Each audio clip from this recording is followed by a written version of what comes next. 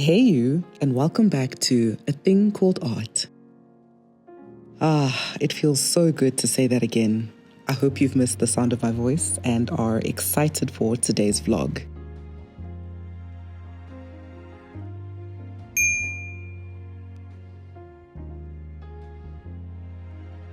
I've really been on a mission to be on the road as much as possible this year, and so we find ourselves in Bronkhorstspruit, a little bit outside of Pretoria East, at the Anton Smit Sculpture Park.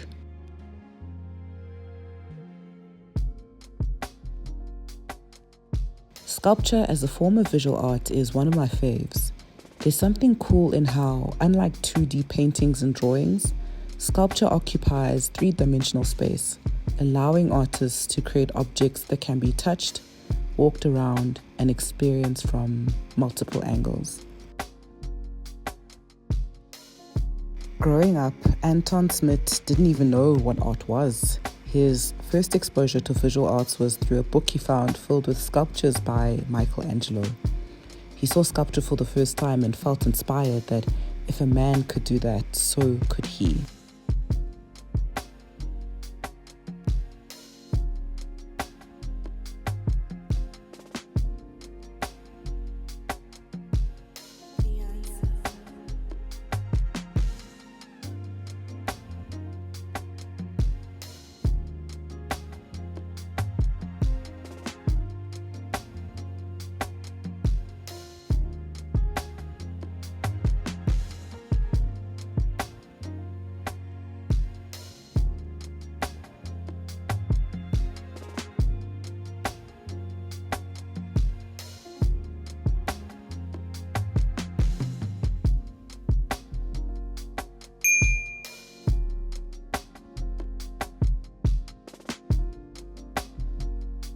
And what an incredible sculptor he is.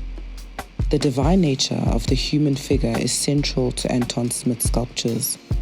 But unlike in the Renaissance period where accurate proportions and anatomical detail were favored, Smit's work is rooted in African tradition, using abstraction and stylization to reimagine the human figure. Before his sculpture park was a reality, Anton Smit shares how he had a recurring dream of a park full of heads many years ago.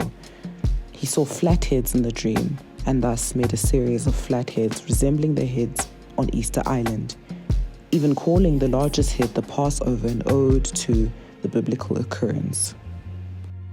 And now, many years later, we stand in the manifestation of his dreams. His sculpture park is like a living, breathing gallery where nature and art merge seamlessly.